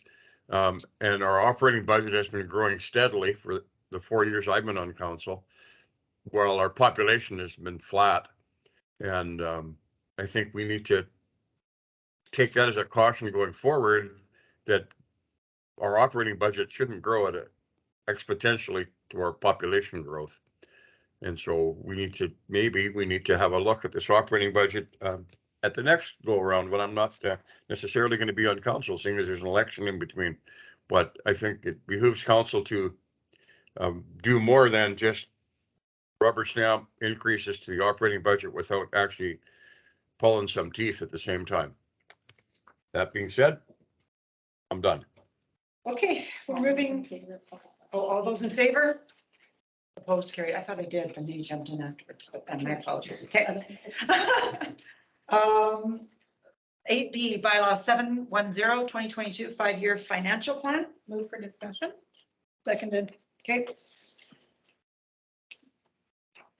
I was actually going to ask that council give first and second reading, but that's okay. We need to discuss 155. Okay, yeah, go ahead. Councillor Cole. Yeah, I just wonder if it was a type. I got a few things. I'll just start with this and we'll let anyone else try. The pumper number 1 enclosure went from 30,000 to 300. It seems to me that under the public works category, there's some things that have been added here that aren't You know what, I'm gonna apologize, and I'm gonna, no, that's not correct, I'm sorry. I'm gonna need to retract this report. Sorry. It was only received for discussions. Okay. Yeah. So Apologies for not we maybe will, pointing that soon. Sorry, no. but that's okay. We can make the, can we make the corrections, or can we give you input, or are you just going to? We have, That should be 30,000. yeah, Yeah, sorry. so that will obviously adjust the numbers. Okay, so what we can do is our committee of the whole meeting, we can begin with a special meeting, and then that way we would be able to give first and second reading to the, sorry. What we can do is our upcoming committee of the whole meeting, these corrections can be put to us. We can make it as a special meeting to be able to give it second and third reading and be able to meet our timeline and deadlines that we have for under the local government, is it local government act? Community charter, one of those. Community charter. Yeah. Can we do 3 readings in 1 meeting? I don't, well, I'll get staff to find out at that time. I think you can. Mhm. I think that was brought up earlier this week. Yeah. Okay. I think it's just between third and fourth. Third and fourth. Third and fourth, there has to be a period. So this is tabled for May 3rd, is? We still Oh, discuss, oh, sorry. yeah, I just want to Sorry. discuss a few items. Next agenda. Go ahead, yeah, go ahead. I just, unfortunately, I left our last budget spreadsheet at home, but to me, there was even a bunch of items like sort of added to here that I don't really I have to remember. retract this Okay. whole thing. Okay. Because it was an older version. Okay. So. No, Okay. now I understand. Thank you. All right.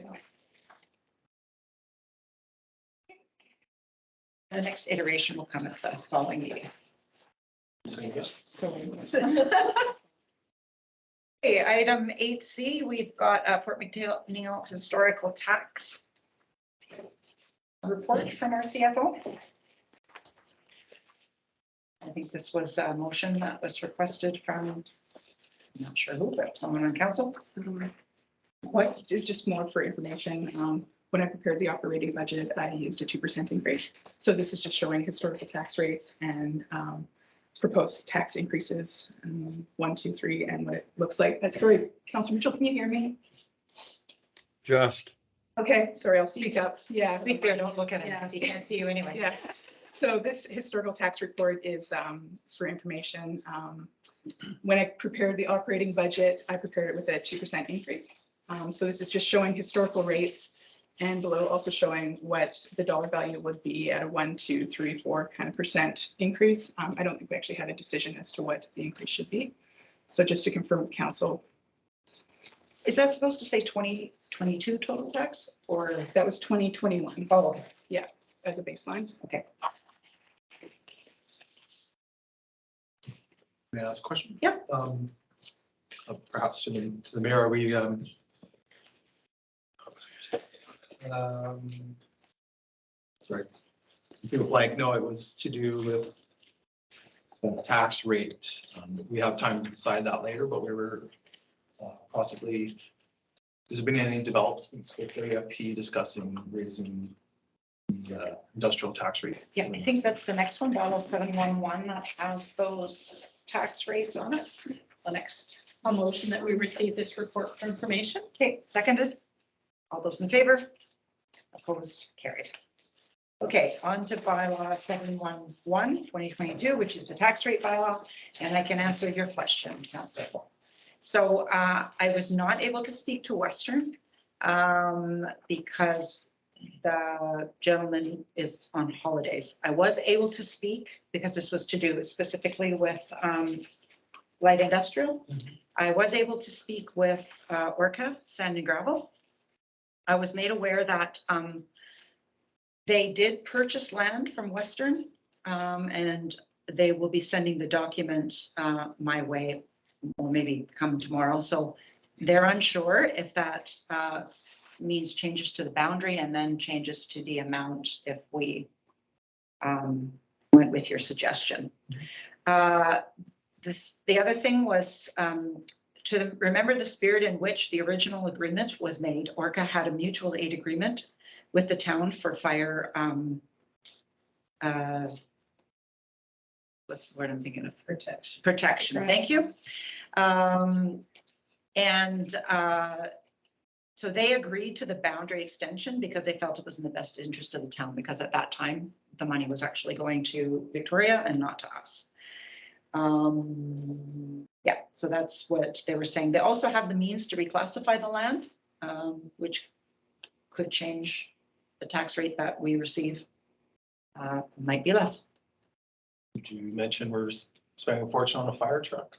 By any chance? No, I did not.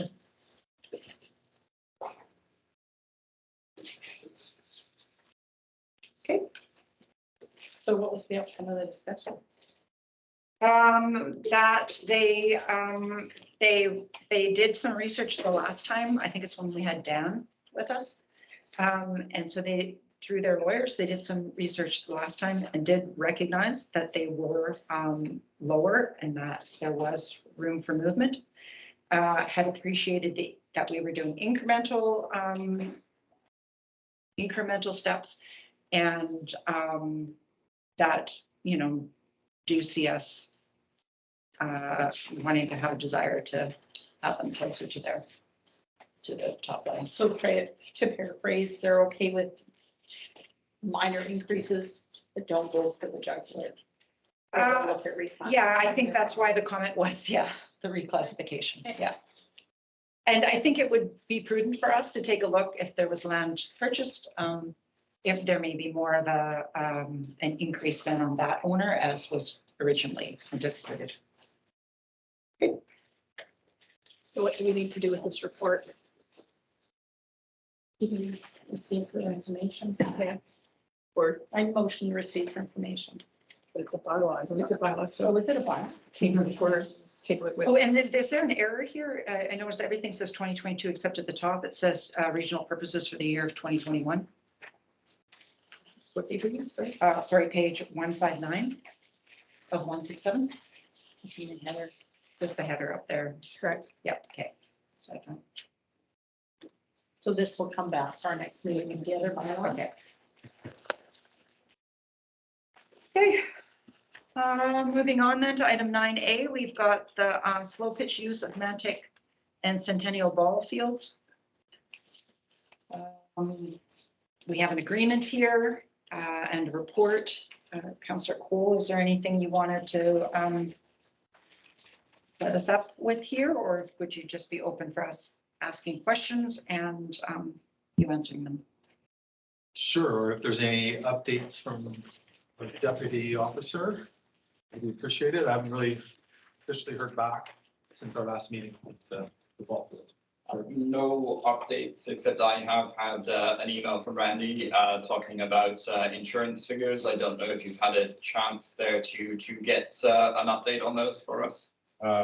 We did end up getting a, for lack of a better word, ballpark figure. Somewhere between $400 and $450 annually.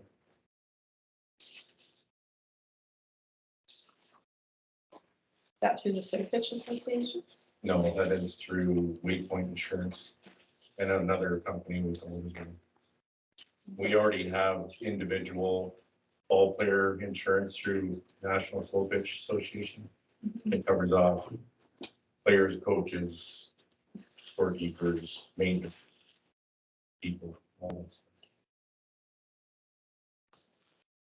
I have a question about the contract itself. On page 166 and 167, 2.1.4, it says to pay the town the agreed upon sum of, and then blank plus GST each year of the contract payable on the first day. I have two questions.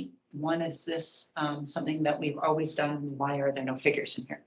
That's the second question. Mayor Wickstrom, that was a draft agreement with the terms to be negotiable. That was how it was presented to the Slow Pitch League for our last meeting. The figure of some amount was included because the exclusive possession of a piece of property is termed as a lease, and so some even nominal figure would have to be included. If I may, it was my understanding, before I went into this from council, we weren't looking for No, yeah. fees, so I think that was a Unfortunately, we just did put $1 in there, we have the hop. Yeah. I think that's the assumption we're making. Yeah, and I think also because the slow pitch, you know, I do understand exclusive use and the balance between, you know, it is a community asset and other people using it, but I also recognize that the ball club does do maintenance and does a lot of sweat equity, and that should have some value. So yeah, if there's a figure in there, I would want to see a dollar. If there has to be a figure in there, sorry. I'd like to make a motion, we present this contract with the sum of $1 to the Slow Pitch League. I'll second that. Need further discussion on that? There is still quite a few unanswered questions in regards to the agreement. In which case, next step will be, you'll be with the liaison and staff, and then you more focused. Normally, we don't take questions from the floor, but I'll just let you know that that will, it'll go back to you, and it'll go back and forth until such time that both parties are comfortable. Okay.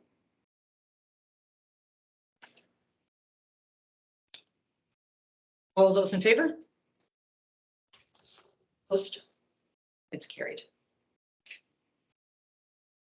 Okay.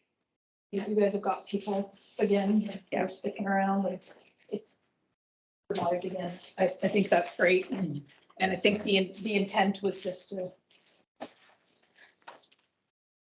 stay working together and not have an ability for a bit of public use as well.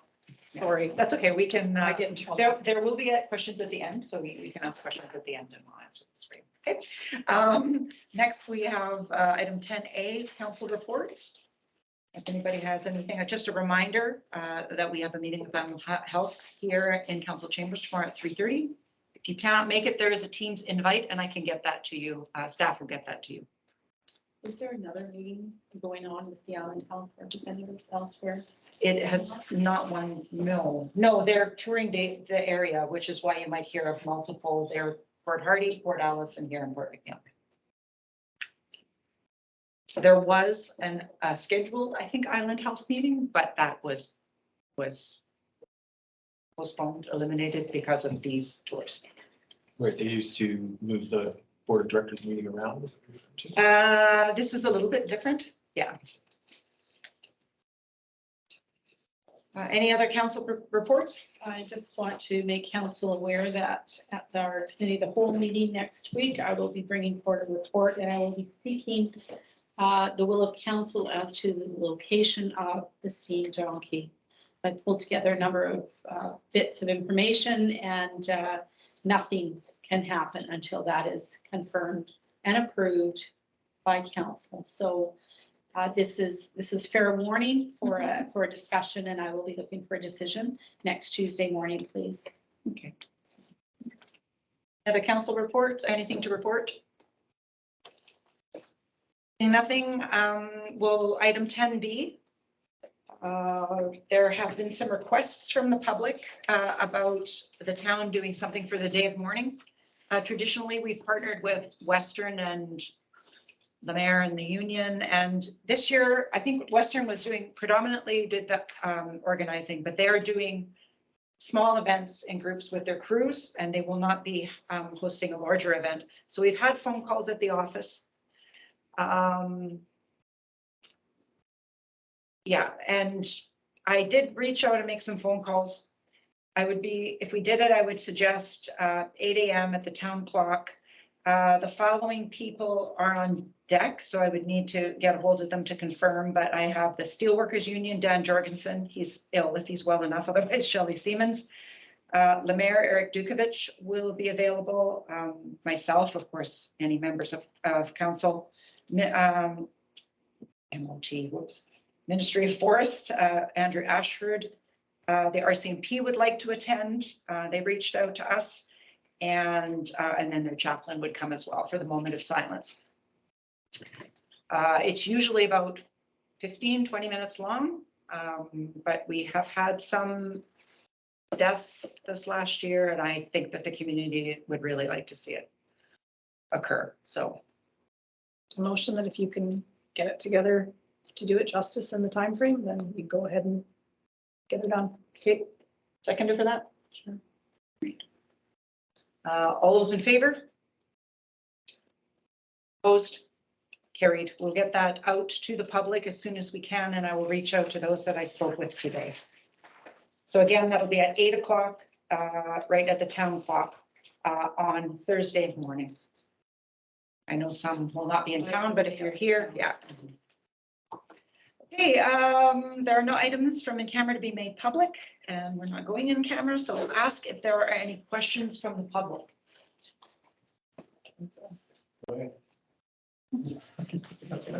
We're just wondering if, why can't we just leave the gates open at the ball fields? But you guys were the ones that wanted to lock them. The only reason we locked them was because dogs were pooping in, okay? Yep, But now, people can let their dogs in to poop anyway, because of the way. because of the wiggle room. There's lots of wiggle room. Kids can get in there, there's wiggle room. And in all reality, in a season, we might get 6 people looking to use. So it's not really a big deal.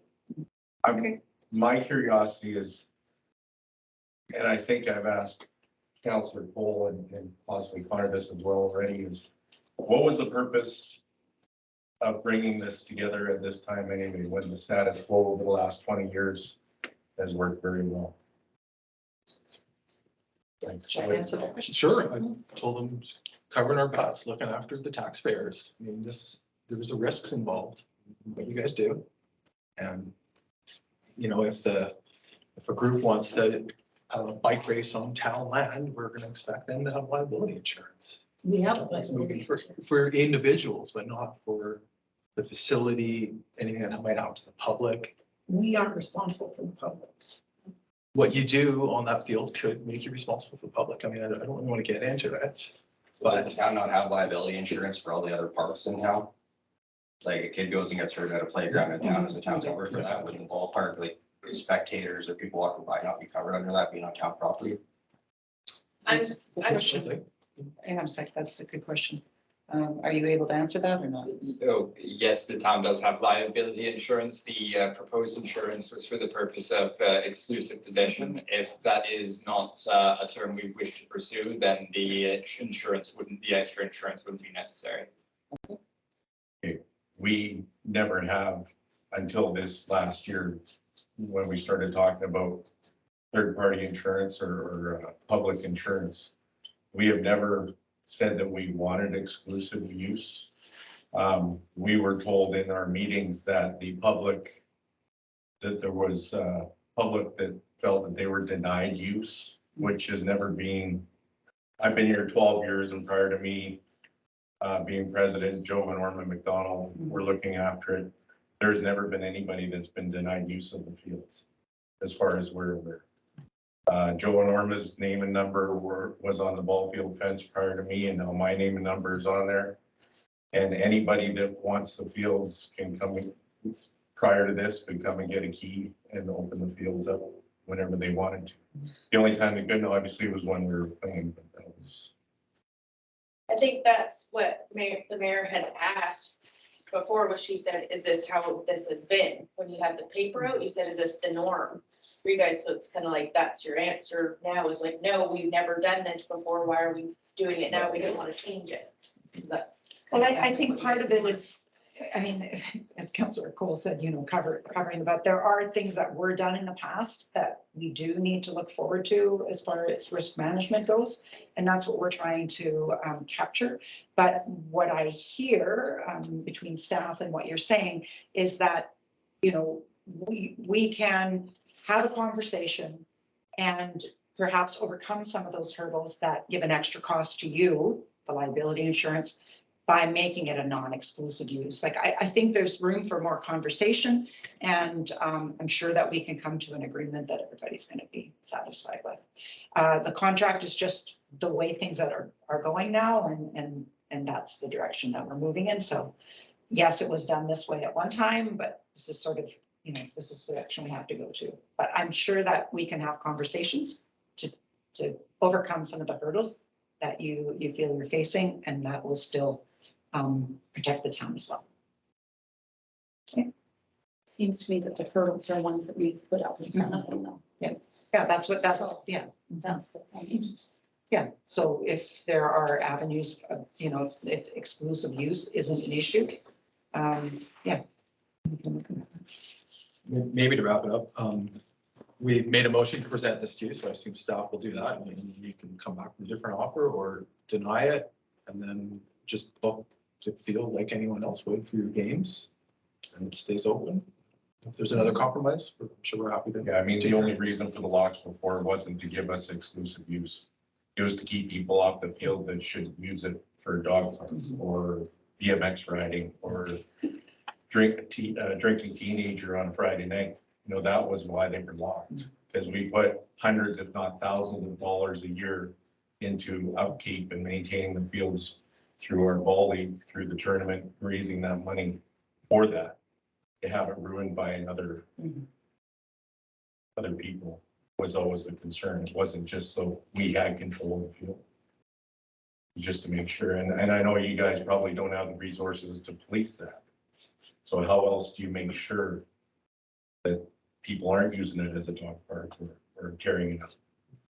I think there's a simple workaround, and that is even if the gates are kept locked, is that one of the keys is here at the office as well. I mean, it's just that simple, right? If the key holders within the ball club are out of town, well, there's one here, right? We've got our visitor info, we've got people here. I think that the main thing was that the schools wanted keys, and I don't see a problem with the schools having a key either. Like, really. And they come to us, we give them a key and they'd have it for the season or whatever they needed it for. Should ask for a key for their gyms too.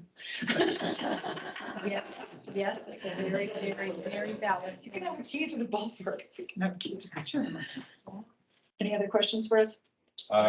Not quite, well, Richard might, but her league starts next week, so. Yeah, that was my question is, without this agreement in place right now, like we're planning on starting next week, are we gonna be able to carry on or are we gonna have to postpone that until there's an agreement in place?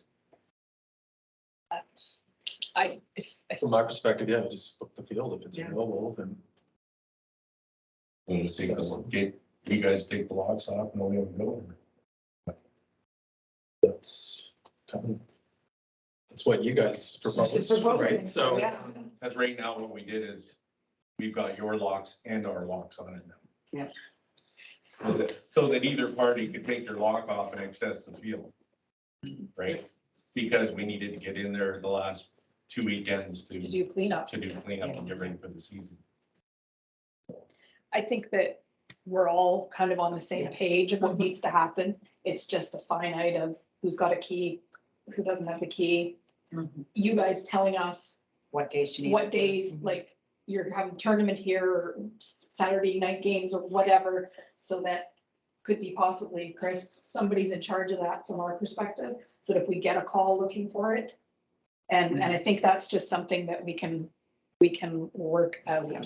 sorry, you're back to talking about exclusive use of the field then, right? Like, if it's open- No, it's a schedule, it's a No, I'm schedule. sorry. Schedule No, to take you out of the field. It's, Initially, we talked about a kid being able to just go and play ball. Okay, not everyone's gonna run to town and ask for a key and follow around. Okay, so. so they can, if the locks are off, they That's can right. go, yeah. And so what, So we don't need a key. So But- both fields open, see how the season goes. yeah, but we need to know the dates. I mean, it would be like if I say I have my family over and we're playing their family and we book the ball field to have a family to family feud game. It's the same thing, except they're booking more of the games. Or Excuse me. from a consideration point of view, if I'm booking the community hall for a funeral, I would trust that if I came to the town to book the hall for the community hall for a funeral or a wedding or a divorce or whatever, you would be able to tell me there is a ball Something, tournament that weekend. There is something happening that weekend. I think that's just some simple So coordination. the problem, the issue we had, if I may, we talked about leaving Mantic Field open. Well, it was right back to the same problem. The solution was they put a sign up, games Saturday, Sunday, those wherever they have their games. Done. That was a solution for Mantic Field, and that could be the solution down here. Simple as that. And then the gates open. Kid wants to run around, they're not doing practice. They don't schedule practices, so they just show up. If the field's available, it's available. And if it's not, it's not. So we're really talking about select weekend games that could be just posted. Go ahead, Councillor. If we want our fields open 24/7 to the public, we can take over the responsibility for their maintenance and upkeep as well. It's that. Thank you. I Right? don't want to. I would like to see them take over that field and have it as our flagship field. That's the biggest problem that I see, like being on the ball committee is, you know, we make X amount of dollars from work with this tournament. Our ball league makes nothing. It's just enough to scrape by and get Buy the line, scrape the fields. all the maintenance that we do, any material that we want to do, the fencing, everything that was put there either by donation or by the ball league. So it being open to the public, which I'm not opposed to. Who's responsible for the liability of the field? Like if it's not in playing condition and the kid falls on a rock or bashes his head or something, who's he coming after the ball league? Because we didn't maintain the field, or is he going after the town because the town didn't maintain it? If it's locked or not. Councillor Mitchell, oh, there. Sorry. Did you have a point or did? No, Okay, one final. Do we thing. not have any other facilities that the town owns that isn't kept locked? No, not Yes. just buildings. Parks. All the kids' parks aren't locked. No, I was asking if there was any that are all locked. No, just that one. I remember now. I can tell you right now. Okay, Baseball happens between 7 and 9, Monday to Thursday.